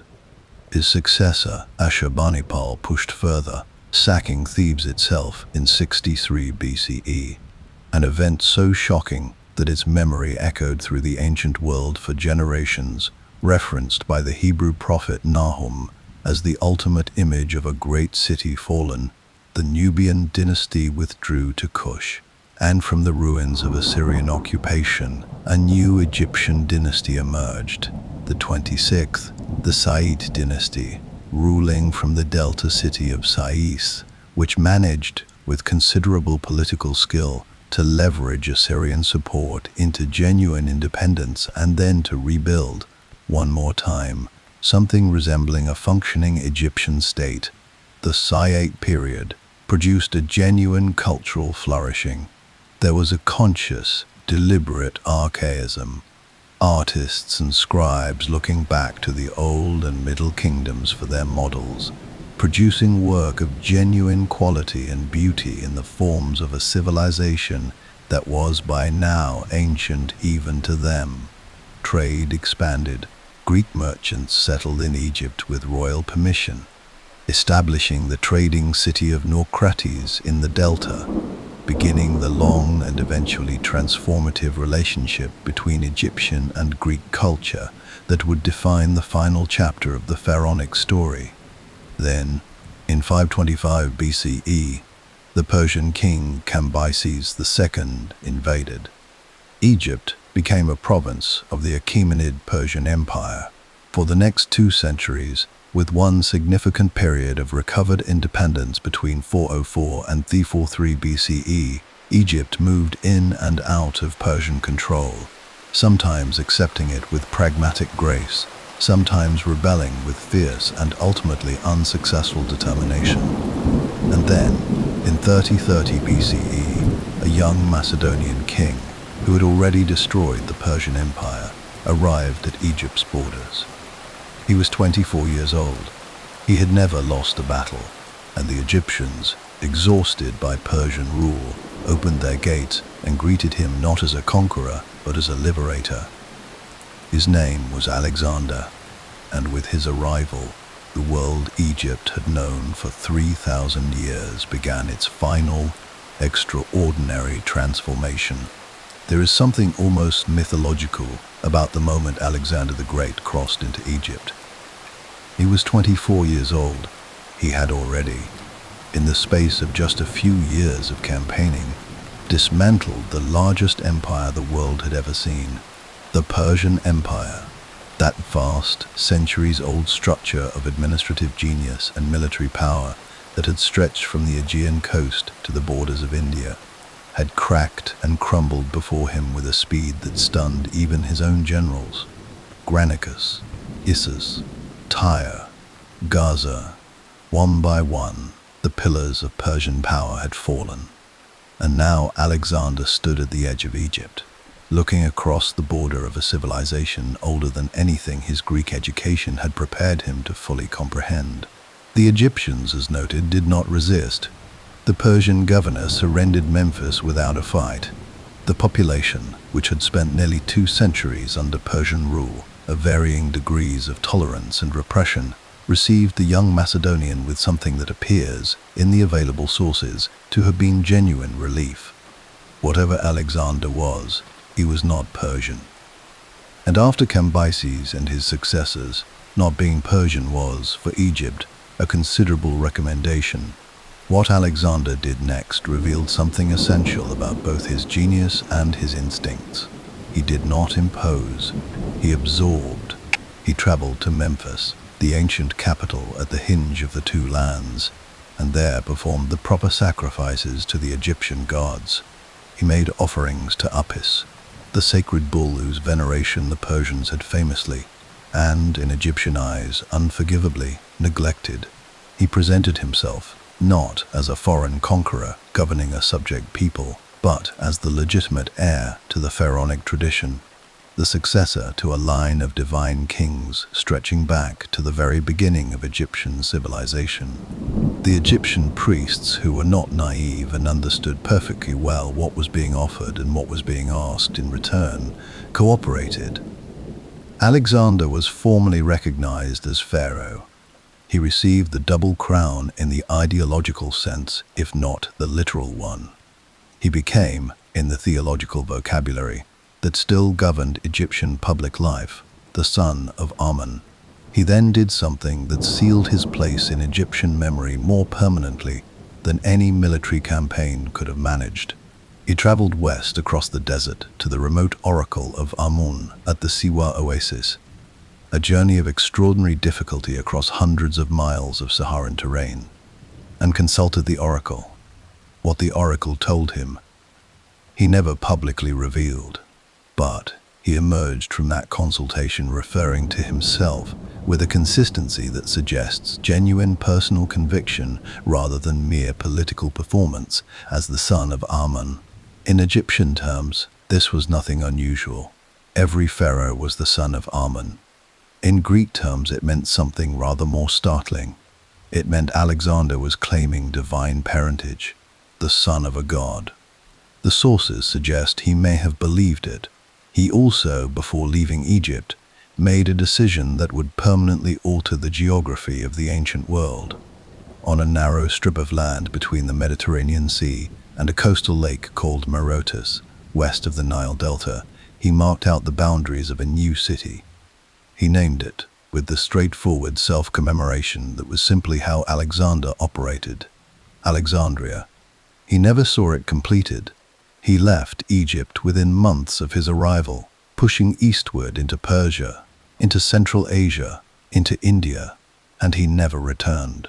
He died in Babylon in 3020 BCE, aged 32, of causes that remain debated to this day: fever, poisoning, excessive drinking, or some combination of factors in a body pushed beyond its limits by a decade of continuous campaigning. But Alexandria grew without him. Grew and grew and grew, until it became something that no city in the ancient world, including Rome at its height, could quite match for the particular combination of intellectual energy, cultural hybridity, and sheer cosmopolitan vitality that it generated. We will return to Alexandria. It deserves and will receive its full attention. First, we must meet the man who took Egypt after Alexander's death and made it, in a very real sense, his own. Ptolemy was one of Alexander's most trusted generals. A childhood friend, a brilliant administrator, a man of considerable intellectual curiosity who would later write a history of Alexander's campaigns that unfortunately does not survive, but was considered by ancient sources to be among the most reliable accounts available. When Alexander died and his generals began the long, bloody process of dividing his empire among themselves, Ptolemy made a choice that revealed a strategic intelligence of the highest order. He chose Egypt, not the heartland of Macedonia, not the wealthy cities of Asia Minor, not the ancient prestige of Babylon or Persia.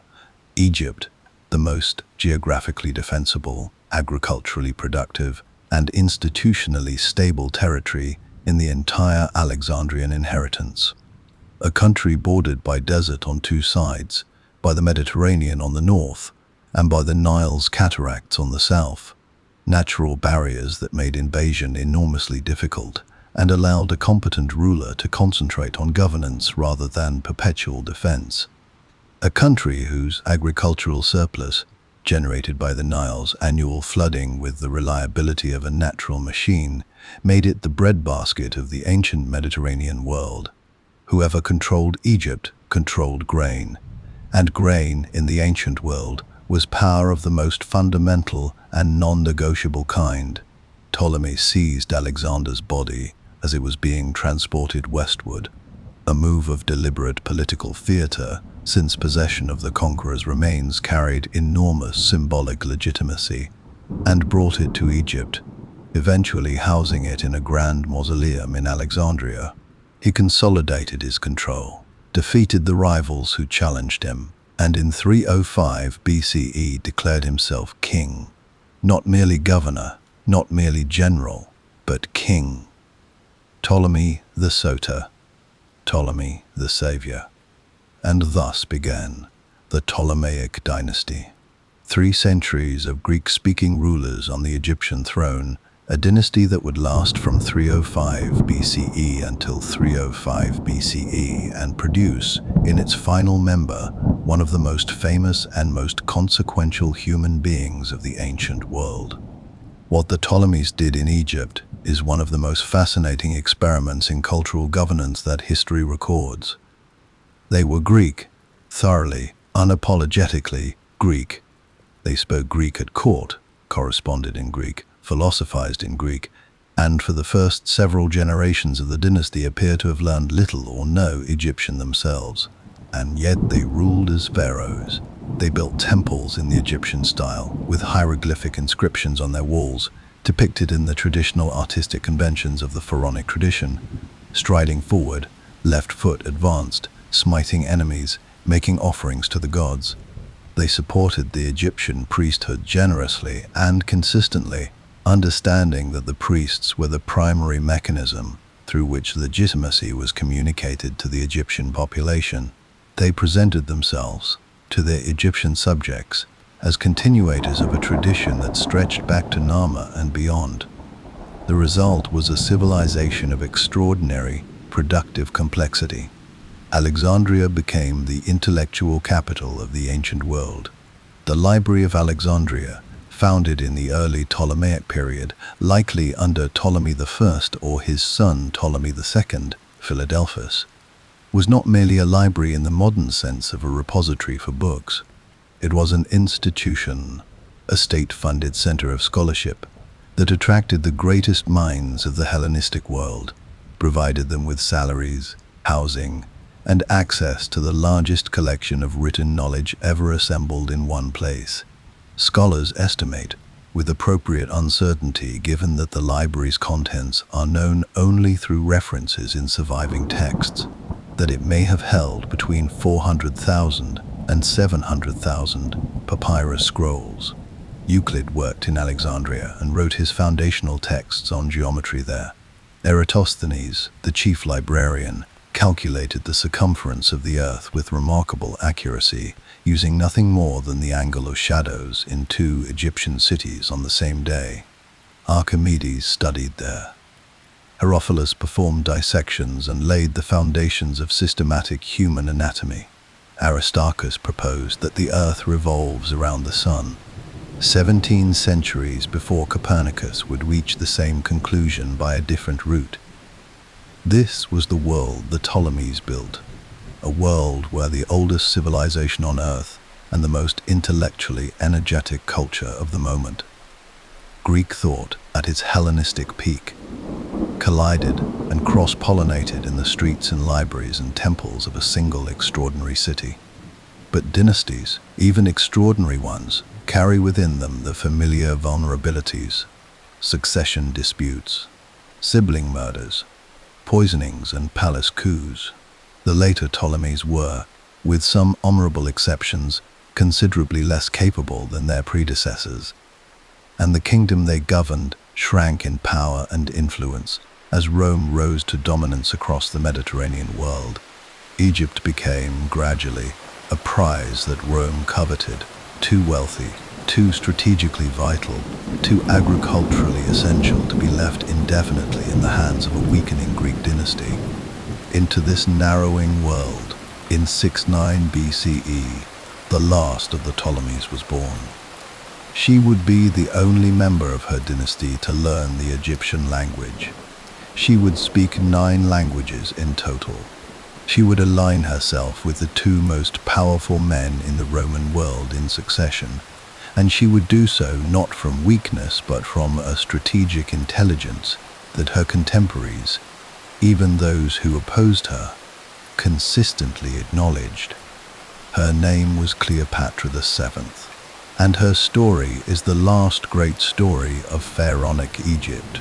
She has been painted, sculpted, filmed, novelized, mythologized, and reimagined so many times across so many centuries that finding the real woman beneath the accumulated layers of other people's projections requires a particular kind of patience, a willingness to set aside the Hollywood productions and the Renaissance paintings and the romantic poetry and simply sit with what the historical sources actually tell us, which is, when examined carefully and honestly, considerably more interesting than most of the myths. Cleopatra VII. Philopator was born in 69 BCE, the daughter of Ptolemy VII, a ruler whose nickname, Auletes, meaning the flute player, tells you something about both his personality and the esteem in which his subjects held him. She grew up in a court defined by instability, paranoia, and the constant, suffocating awareness of Rome. By her time, Rome was not merely a presence on the edges of the Mediterranean world. It was the Mediterranean world. Its legions had absorbed Greece, Syria, Asia Minor, and most of North Africa. Egypt, wealthy, strategically vital, agriculturally indispensable, was the last significant independent kingdom remaining in Rome's orbit, maintained in that independence partly through skillful diplomacy, partly through the judicious deployment of Egyptian gold in the direction of Roman political figures, and partly through the simple reality that Egypt was easier to exploit as a nominally independent client state than to administer directly as a province. Ptolemy the South spent enormous sums bribing Roman senators to support his position, ultimately borrowing so heavily from Roman financiers that he became, in the most literal sense, a debtor king. His country's agricultural surplus pledged against loans that funded his own political survival. When he died in 51 BCE, he left his throne jointly to his 18-year-old daughter Cleopatra and her 10-year-old brother Ptolemy XIII, in accordance with the Ptolemaic tradition of sibling co-rulership that had produced, over the generations, a remarkable quantity of sibling murder. Cleopatra moved quickly to establish sole authority, minting coins bearing only her own image and conducting official business in her name alone. But the court factions that surrounded her young brother, led primarily by a eunuch administrator named Pothinus and a general named Achillas, pushed back with equal determination, and within 3 years of her father's death, Cleopatra had been driven from Alexandria, forced to raise her own army in the eastern desert, and was encamped at the Syrian border preparing for civil war against her own kingdom. Then Julius Caesar arrived in Egypt. Caesar came not for Egypt itself, at least not initially, but in pursuit of his great rival Pompey, whom he had recently defeated at the Battle of Pharsalus in Greece.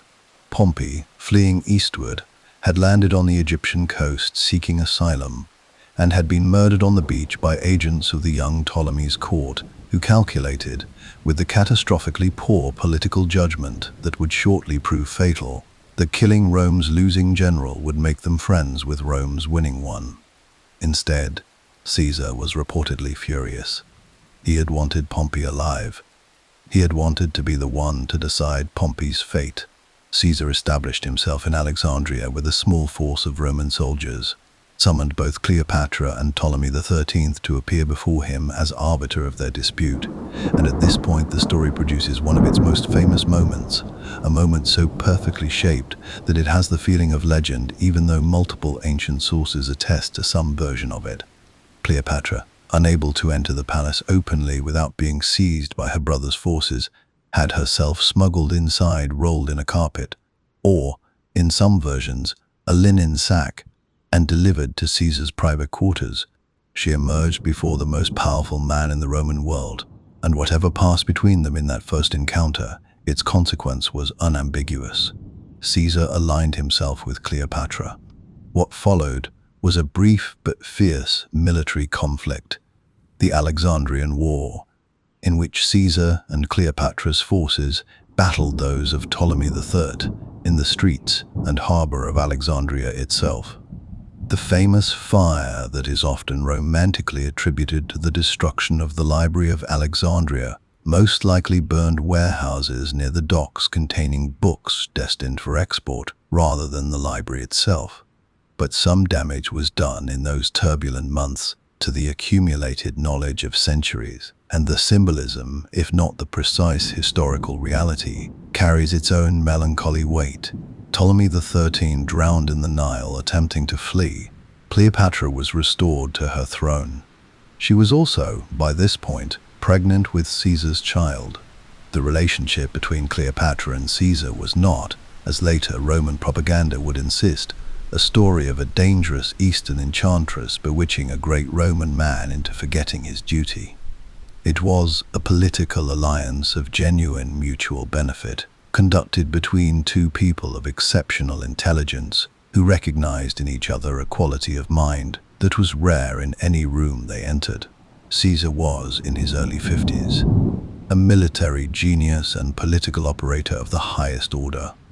Cleopatra was 21, ruling the wealthiest country in the Mediterranean world, fluent in 9 languages, educated in philosophy and mathematics and rhetoric, and possessed of a charismatic force that the ancient sources describe consistently and which we have no reason to simply dismiss as exaggeration. She was not beautiful in the classical Greek sense. The coins bearing her image show a strong, distinctive face with a prominent nose and a powerful jawline, rather than the idealized features of Hellenistic portraiture. What she had, by all available accounts, was something that physical beauty alone rarely achieves. She had the capacity to make every person in a room feel simultaneously that she was speaking directly to them and that they were in the presence of someone operating at a level they could not quite match. She bore Caesar a son, called Caesarion, Little Caesar, whom she presented as her co-ruler, and whom she fully intended, one must conclude, to be the bridge between the Ptolemaic and Roman worlds, a child who was simultaneously heir to the Egyptian throne and the son of the most powerful Roman alive.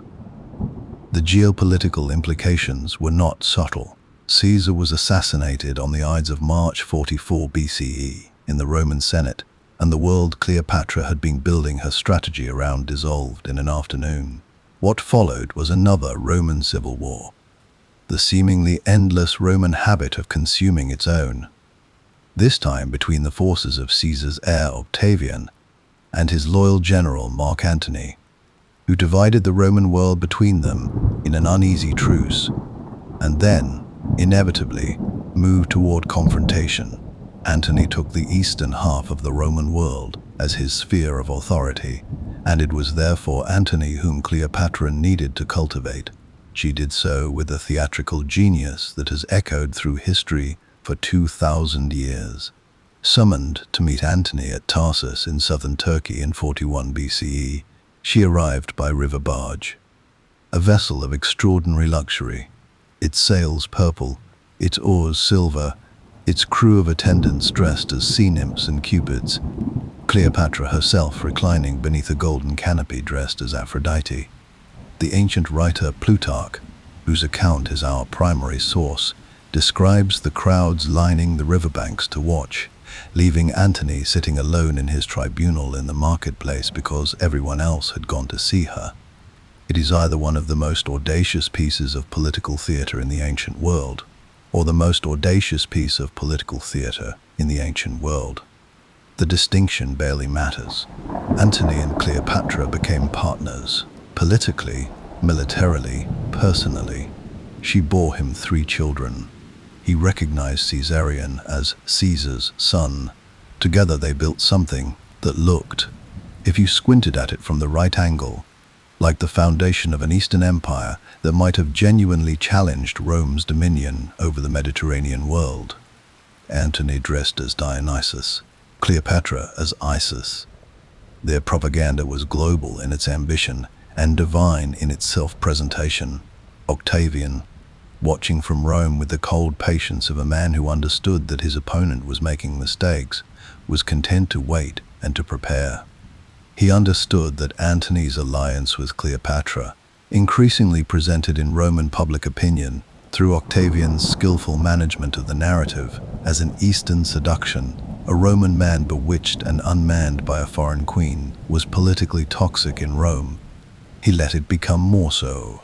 The confrontation came at the Battle of Actium in 31 BCE, fought at sea off the western coast of Greece. The details of what happened in that naval engagement remain genuinely disputed by historians, but the outcome is not. Antony and Cleopatra's fleet was broken. They fled to Egypt. Octavian followed. In the summer of 30 BCE, with Octavian's forces closing around Alexandria and no further room for maneuver, Antony died, falling on his sword after receiving a false report that Cleopatra was already dead. Cleopatra herself survived his death by a matter of days, during which she apparently met with Octavian and concluded, with the clarity of a woman who had spent her entire life reading power correctly, that he intended to parade her through Rome in chains at his triumph. The humiliation of being displayed as a conquered foreign queen before the Roman populace. robbed of every dignity, reduced from pharaoh to trophy, was something she found by all evidence genuinely intolerable. On August 12, 30 BCE, Cleopatra VII was found dead in her mausoleum. She was 39 years old. The ancient sources, including Plutarch, say she died from the bite of an asp, a cobra, the uraeus serpent that had been the symbol of Egyptian royal power since the very first dynasties. Whether this is literally true, or whether poison was administered by another means, we cannot say with certainty. What we can say is that the choice of method, if deliberate, was a final act of pharaonic self-assertion. She died as she had lived, on her own terms, wrapped in the symbols of the civilization she had served, refusing to be defined by anyone else's narrative of her ending. With her death, Egypt became a Roman province. Caesarion was hunted down and killed on Octavian's orders within days. The 3,000-year tradition of pharaonic rule ended not with a battle, not with a conquest, but with a woman alone in a room, making the last decision available to her, with the same intelligence and the same absolute commitment to Egyptian dignity that had defined every decision she had ever made. The pharaohs were gone. But Egypt, the land, the river, the temples, the accumulated memory of 30 centuries, remained, as it always had, as in some fundamental sense it always would. There is a question worth sitting with, quietly, before we reach the end of this journey together. When a civilization dies, when the last of its rulers is gone, when its language falls silent, when its temples are buried under centuries of sand, and its gods are remembered only in scholarly texts, what remains? What is the true measure of what something meant, once the thing itself is no longer present to speak for itself? Is it the monuments, the artifacts in museum cases, lit carefully from above, viewed through glass by people who have traveled from every corner of the modern world to stand in the same room as something 3,000 years old? Is it the ideas, the philosophical and theological and scientific threads that ran forward from one civilization into the next, so thoroughly absorbed that we no longer notice them, the way we no longer notice the foundations of the buildings we live in? Or is it something less tangible than any of these? Something more like a quality of imagination, a way of looking at the world that passed from Egyptian hands into Greek ones, from Greek into Roman, from Roman into the civilizations of medieval Europe and the Islamic world and beyond, transforming at each transfer but never entirely losing the essential character of what it began as. The legacy of ancient Egypt is, by any honest accounting, so vast and so deeply embedded in the structure of the world we inhabit that most of us move through it every day without recognition. It is in the calendar we use. It is in the mathematics that underlies our architecture. It is in the medical traditions that, however transformed by subsequent millennia of development, trace their earliest systematic roots to Egyptian physicians working in the Old and Middle Kingdoms. It is in the religious ideas that shaped Judaism, and through Judaism shaped Christianity and Islam. Three faiths that together claim the allegiance of more than half the people currently alive on Earth, all of them carrying within their theological DNA traces of concepts first worked out by Egyptian priests in temples along the Nile 4,000 years ago. Begin with the most visible things, because the visible things are genuinely extraordinary and deserve to be acknowledged before we move to the invisible ones. The pyramids of Giza are the only surviving wonder of the ancient world, not surviving in the diminished, fragmentary way that so many ancient structures survive. A few columns standing, a foundation outline in the grass, a single wall preserved by accident, surviving completely, massively, undeniably. The Great Pyramid stood as the tallest structure on Earth for nearly 4,000 years, and it stands today in a condition that would be considered remarkable for a building constructed 500 years ago, let alone 50 centuries. Every year, Millions of people travel to the Giza Plateau specifically to stand in the presence of these structures and feel, as virtually everyone who has ever stood before them has reported feeling, something that goes beyond ordinary aesthetic appreciation, something closer to a recalibration of scale, a sudden visceral understanding of how old the world is and how briefly any individual human life occupies it. The same quality attaches to the temples. Karnak, built and expanded over more than 2,000 years by successive generations of pharaohs, each adding their own halls and obelisks and sanctuaries to the accumulated complex until it covered an area of roughly 2 square kilometers, is not merely a collection of impressive ancient buildings. It is a physical record of a civilization's relationship with the divine, inscribed in stone at a scale that still overwhelms the senses. Walking through the hypostyle hall, that forest of 134 columns, each one 12 to 23 meters tall, so densely packed that the light falls between them in thick golden shafts like something from a painted paradise, is an experience that resists adequate description. You feel, in that hall, the full weight of what the Egyptians were reaching for when they built.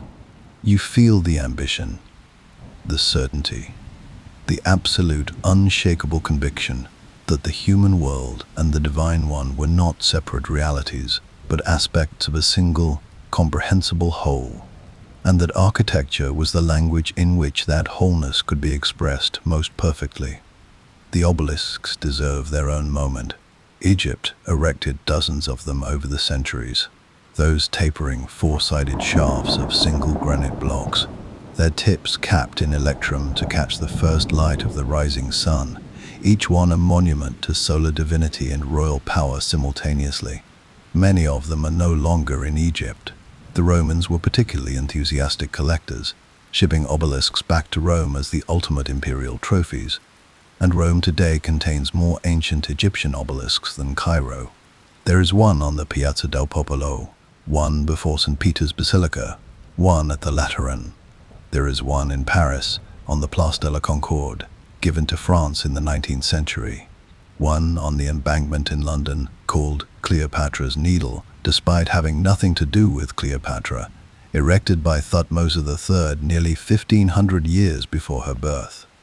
One in Central Park in New York. These scattered monoliths, standing in the centers of the great cities of the modern Western world, are Egypt's most literal physical presence in our daily lives. Ancient stones in modern squares, hieroglyphs carved into their surfaces still readable to anyone who has learned the script, still speaking the names of kings who have been dust for 3,000 years. Then there is the writing itself. Hieroglyphics are among the most beautiful writing systems human beings have ever invented. Not merely functional notation, not simply a method of recording quantities of grain or lists of tribute, but a genuine art form.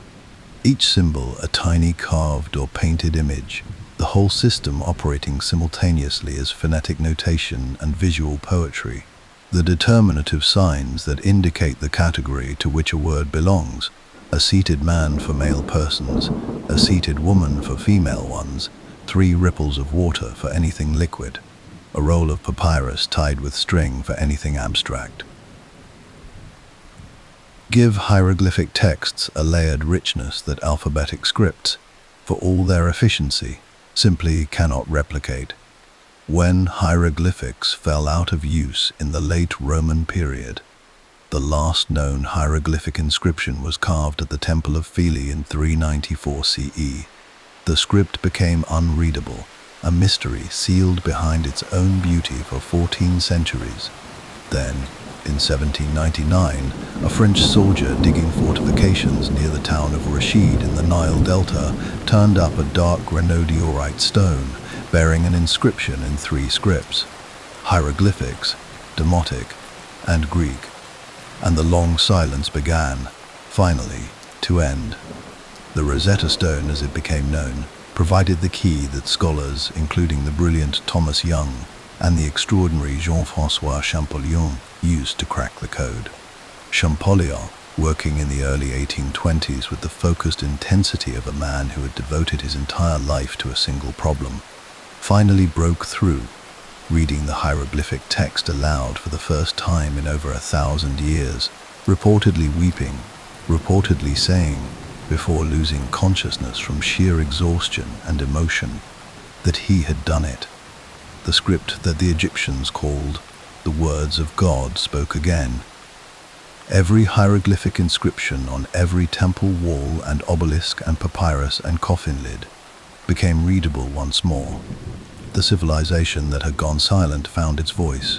What that voice has told us in the 2 centuries since Champollion's breakthrough has continuously expanded and deepened our understanding of what Egypt was, not the static, monolithic, death-obsessed civilization of popular imagination, not a culture that built pyramids and mummified cats and stared perpetually into the afterlife with painted, coal-rimmed eyes, but something far more human, far more varied, far more alive, the love poetry of the New Kingdom, written on papyrus and ostraca by young scribes who were clearly thinking about something other than tomb preparation, reads with an immediacy that crosses the millennia without effort. The medical texts describe conditions, symptoms, and treatments with a clinical precision that is genuinely impressive. The wisdom literature, the instructions of Ptahhotep, the maxims of Ene, the wisdom of Amenemope, which shows such close parallels with the biblical book of Proverbs that scholars continue to debate the exact nature of the relationship between the 2 texts, reveals a culture deeply engaged with questions of ethics, of right conduct, of what it means to live well in a complicated world. The religious ideas Egypt generated radiated outward through the ancient world with remarkable force. The concept of a god who dies and is resurrected. Osiris, killed by his brother Set, mourned by his wife Isis, restored to a form of life by her magical devotion, becoming lord of the dead and judge of souls, is one of the most powerful mythological structures the ancient world produced, and its echoes in later religious traditions are profound enough to have generated an entire scholarly literature.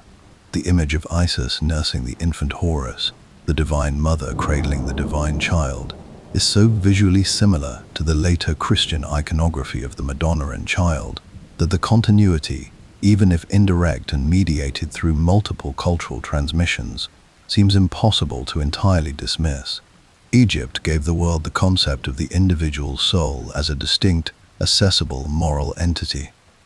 The idea, worked out in extraordinary detail in the Book of the Dead and its predecessors, that after death the human heart would be weighed against the feather of Ma'at, and that the quality of a life lived would determine what came after it.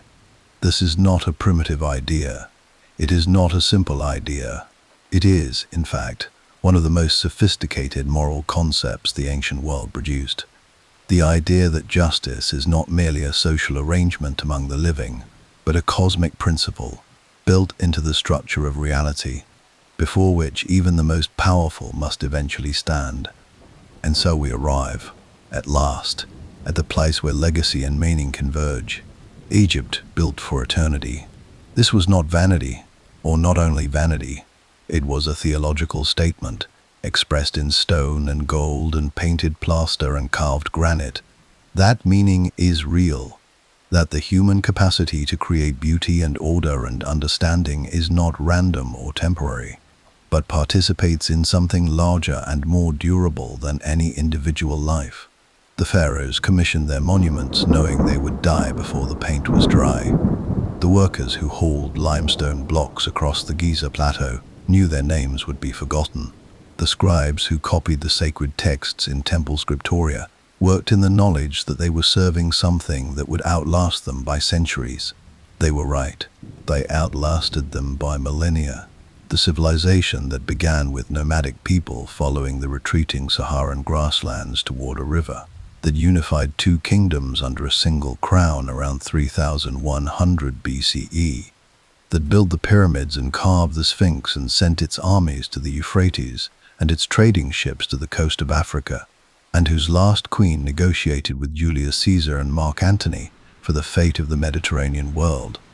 That civilization left something in the world that cannot be quantified or catalogued or contained in any museum, however grand. It left the knowledge that human beings, given sufficient time and will and collective imagination, are capable of extraordinary things, that the impulse to build, to record, to understand, to reach toward the divine and toward permanence, that impulse is not naive. It is, perhaps, the most essentially human thing there is. The Nile still flows. The desert still stretches, golden and ancient, on either side of it. The pyramids still stand on their